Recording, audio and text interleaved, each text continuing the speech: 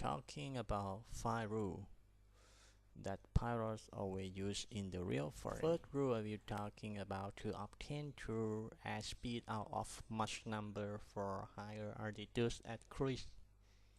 The second one is to find true airspeed out of indicated airspeed and flight level.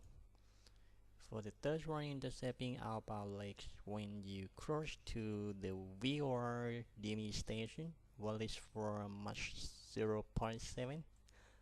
And for intercept heading when passing over station before turning to outbound heading. And intercepting heading when a little bit off track. For the last one, to fly ground speed with DME station available. Okay, and I so apologize if my English is not so good for you, and please pay attention for listening. Follow the first rule to obtain airspeed out of Mach-number at higher altitudes at cruise. Follow the key. The key is true airspeed equals 6 multiplied by Mach. Follow the example is Mach 0.7. True airspeed should be 420 equals 6 multiplied by 0.7, or 60 multiplied by 0.7 equals 420. The second rule is to find true airspeed out of indicated airspeed and flight level. For the key, to airspeed equal indicated airspeed plus flight level divided by 2. Follow the example on flight level 3 find showing indicated airspeed 235 knots. So the true airspeed equal 235 knots plus 175 equal 410. So it's 175 come from flight level 350 divided by 2.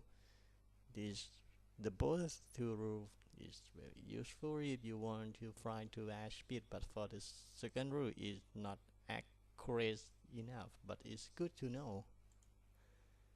Follow the third rule. The rule we were talking about intercepting outbound legs when close to the VOR station, values for Mach 0.7. Follow the key 1 nautical mile for each 30-degree angle. It means that to refer to the example on flight level 330 inbound on radio 180 heading north to track 060 outbound starting turning 060 at 2 nautical miles. It means that 1 nautical mile for each 30-degree angle, so this one is 60-degree angle. It should be 2 nautical miles before. And sling distance DME you can find for my last video. I post for how to calculate sling distance DME station. This formula is good for turning outbound, turning before. For the fourth one, intercepting heading when passing over station before turning outbound heading. For this one, the track 1/3 equal multiplied by track. At track equal 1/3 multiplied by track. For the example inbound on radio 180 heading north to track 060 outbound, the track heading 080 overhead station intercepting radio. It means that 1/3 on radio 180 is mean heading 360, and you need to outbound on track 060.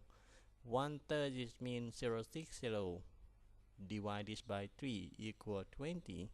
So 20 plus 060 should be 080 to the right, because you need to outbound to the right. You should turning heading 080 for intercept outbound radio. It's good to know also for this formula.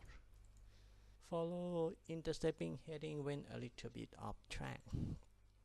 The key at track is 3 multiplied by 4 of track angle. Whenever the student, my instructor told me also for outbound should be triple, for inbound only double. Follow the key, and the example is on radio 340 outbound instead of radio 345. The track should be 15 nautical miles to rejoin. It means that 3 multiplied by 5 because from radio 040 and do instead of 345, sorry, 340 and 345 is 5 degree a little bit, and multiplied by 3 equal 15 to rejoin to your track. Follow the last one is very good to know also, and there are many formula to calculate this one, or is easy to calculate also. You can calculate ground speed by when you know true airspeed and plus minus wind effect, wind component like this. But this one to find ground speed with DME station available. This formula you can find for DME station inbound or outbound also, or some point that you can compare with GNSS, your positioning and how many seconds you can go, how many nautical miles. Follow the key. The key ground speed equal 10 multiplied by distance nautical mile in 36 seconds. I think everybody know already where 36 seconds come from. Okay, follow the rule.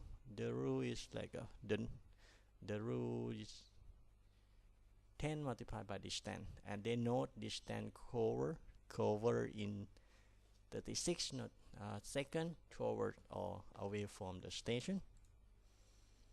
Follow the example outbound from VOR 2.4 nautical mile in 36 seconds equal 2.4 or 24 multiplied by 10 equal ground speed 240. This formula is very accurate. I test before already. It's really good. I can test like my position now, how many miles I will go in the next 36 seconds, and then multiply by 10.